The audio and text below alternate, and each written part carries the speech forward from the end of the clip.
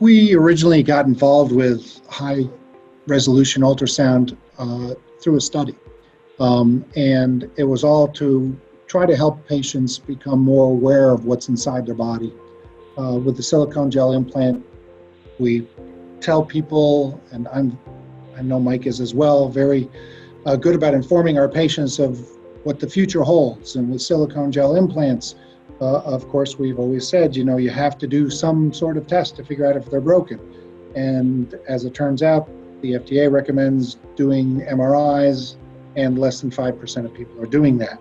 So you find out after you see some of your patients after 10 years, and you ask them, what have you done for your implants? Oh, I haven't done anything. And so it's been a lot nicer to be able to say to them, hey, I know it's difficult to go down to that MRI center. I know it's a pain in the neck to get that scheduled. I've got a nurse who can do an ultrasound of your breast. You'll be done in about half an hour, 45 minutes. Do you have the time? And so in that regard, usually that day or within a few days, we can get something done for them to give them a little peace of mind, since for 10 years it's been on the back burner and never seems to make it to the front burner. But when we bring up the subject and say, hey, have you checked your implants lately? Then it opens up that conversation and that dialogue. And they want to know, well, what can be done? How often should I be checking these? And now having something that we can do easily, in the office over the course of just a short period of time and give them some peace of mind has been incredibly powerful for them. And patients have really been appreciative.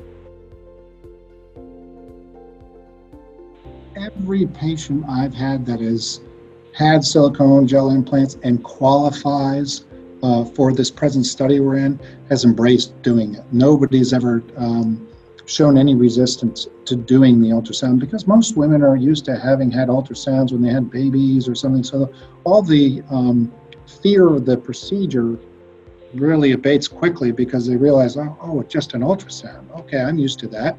You've got a few questions you want to answer before and after. So nobody's ever balked at it. But just for convenience, the patient can this way then schedule it whenever is convenient for them to come in and have it done. It saves us having to have the time to do it with them, but then we're always available afterwards to review results with them and potentially make decisions about which way they want to go from there, depending upon their results.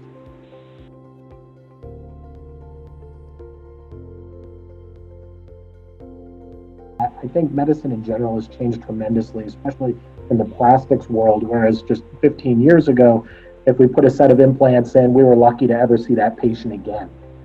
Today, I think there's much more ownership and there's much more cooperation between the patient and the surgeon and the patient, and that it's really more of a lifetime commitment. And I tell all my patients when they're considering implants, this is something that it's a temporary device. It's something that will require, some type of update in the future.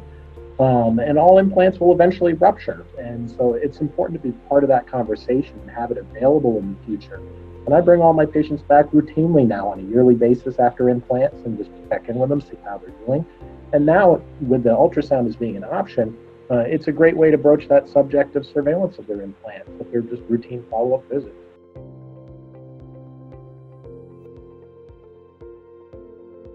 My message to any woman I run into who has gel implants and has never done any study or anything to look and evaluate that is try to head off the disasters before they occur. Take a peek at what's going on inside there, because there's no other way you can figure this out without some sort of study.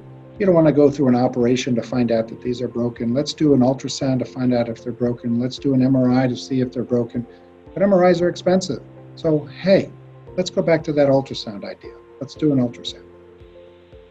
And I would just echo that as well. I think that just the peace of mind of knowing what's going on inside your own body with a device and implant is so valuable. It gives you more options as well. Why not take, the 20, 30 minutes to have it done? It's a pain-free procedure. You'll have a definitive answer then. You'll know, whether your implants are well, or, maybe you should look at them a little closer. And at least gives you other options. Right now, ultrasound's not considered the gold standard. The FDA is embracing still MRI, but we can try to get a good idea. If we have a question where we're worried about it, okay, then you can go ahead and pay the extra $2,000 and go get an MRI if that would make you feel better. But if you have an old implant in there and we've got this idea that it's broken, I think we can probably just go ahead and proceed with, let's take that old implant out and put a new one in, and hopefully get you through the rest of your life. With any study, there's false positives, false negatives for sure. And my practice right now is to do the ultrasound first. If everything looks good, great. You now have, that reassurance. If there is something that's concerning, we can always then potentially do an MRI.